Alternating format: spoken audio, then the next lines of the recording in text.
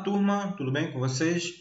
Vamos lá agora falar sobre as proteínas, tá? Continuar o assunto sobre a composição química dos seres vivos, tá? No vídeo anterior, nós vimos um pouco sobre água, sais minerais, as funções, né, dos carboidratos, né, dos glicídios lá, principalmente de função energética, né, função principal do nosso metabolismo energético. Falei para vocês também sobre os lipídios, né, sobre os óleos e gorduras, né? Falei de algumas funções, né? O HDL, o LDL, falei também de cerídeos, né? Importantíssimo para a produção do nosso ouvido, em cima dos vegetais também, das suas folhas, fazendo com que eles não percam água para o meio ambiente. Agora vamos lá falar aqui das proteínas, tá? Isso aqui vai ser um pouquinho mais breve, tá? O que eu quero que vocês saibam sobre as proteínas, tá? As proteínas, turminha, tá?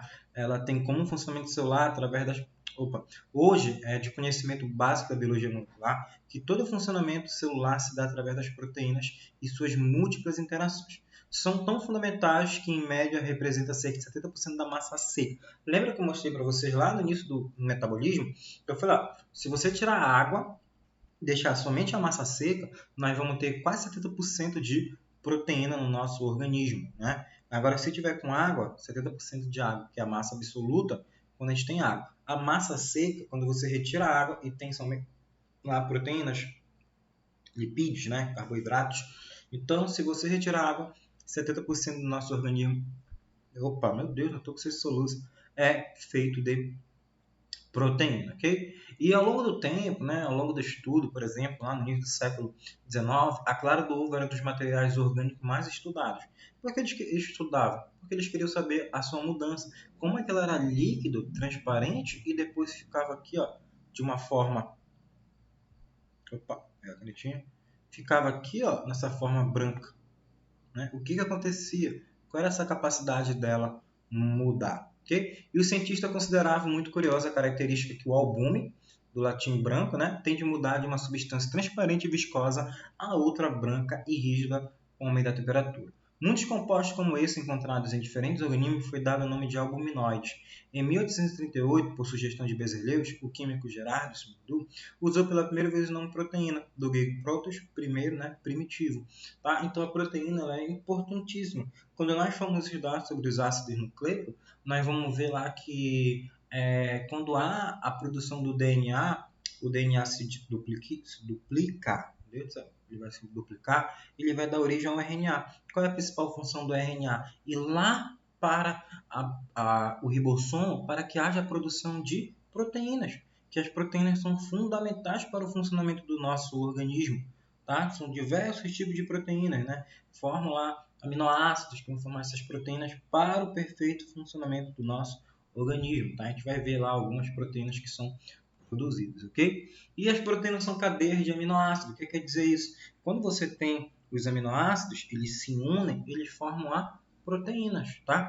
E existem 20 tipos de aminoácidos capazes de formar proteína. E as nossas células são incapazes de produzir 8 dos 20 aminoácidos. Portanto, 8 aminoácidos essenciais e 12 não essenciais. Seres autótrofos produzem todos os 20 aminoácidos, tá? Observação, recém-nascidos ainda são incapazes de sintetizar histidina. A gente vai ver mais para frente a função da histidina, ok? Então aqui, ó, desses 20, 8 são essenciais e 12 são não essenciais, tá? Então a gente vai ver, a gente vai estudar principalmente as funcionalidades desses aminoácidos quando nós estudamos sobre ácidos nucleicos. A gente vai ver lá o funcionamento perfeito de cada proteína, de cada aminoácido que vai ser formado, tá? Lá no ribossomo, ok?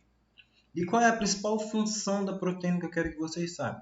Função plástica, né? Que é das nossa pele. Quanto mais novo você é, mais quantidade de proteína você tem no seu organismo, tá? Enzimática, para o bom funcionamento do nosso organismo, ok? Estrutural, aqui, ó, na nossa pele, tá? Ela tem capacidade também de regeneração, cicatrização, tá? Por exemplo, professor, eu estou malhando, o que acontece? Eu estou destruindo as minhas fibras musculares.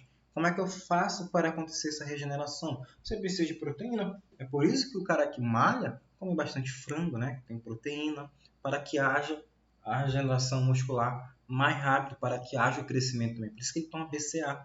BCA são múltiplos aminoácidos que ajudam o desenvolvimento e a rápida recuperação daquele músculo lá do cara quando ele está malhando. Também tem função transportadora, principalmente lá na nossa membrana plasmática, tá? Vai transportar substâncias para dentro e substâncias para fora da célula. E hormonal, a insulina, tá?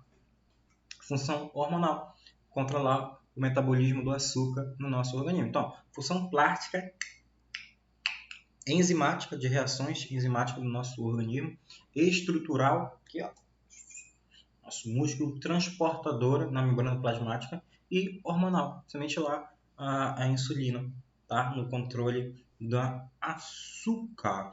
E a desnaturação, vai cair uma pergunta dessa daqui para você, ó. Quando a mulher tá lá, faz chapinha, vou fazer minha chapinha, ela pega, passa, ela aumenta a temperatura, o que acontece? Desnatura, ela muda a propriedade daquela proteína do seu cabelo.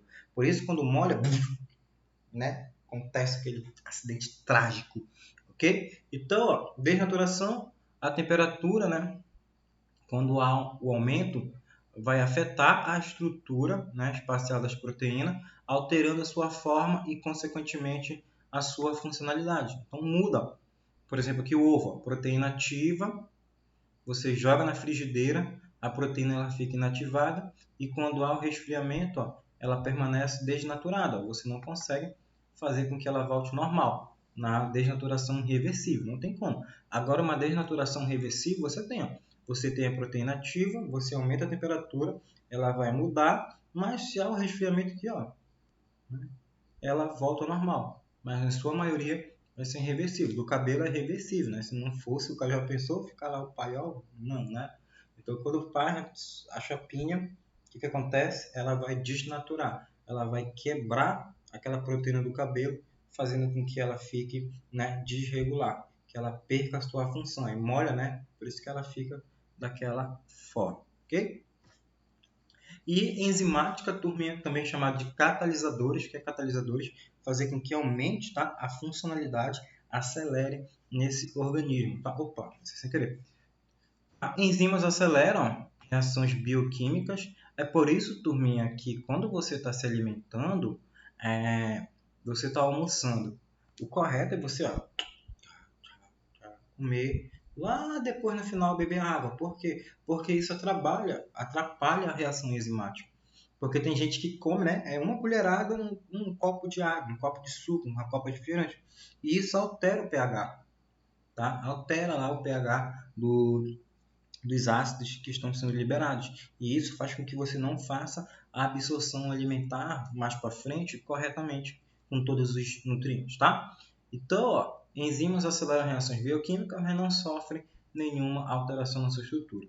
Tá? E a coenzima é a parte funcional da enzima, né, de origem proteica. Okay?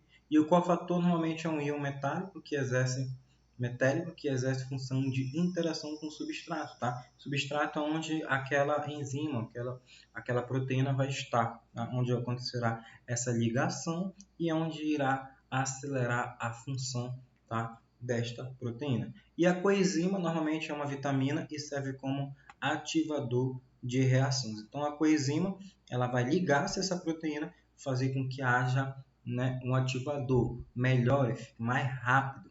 Os três juntos formam a aloenzima. Por exemplo, aqui, turminha, vamos supor assim, ó, quando há uma coenzima para acelerar, para catalisar essa função da proteína, pensa que sem esse catalisador, sem essa coenzima, você está empurrando uma pedra na ladeira.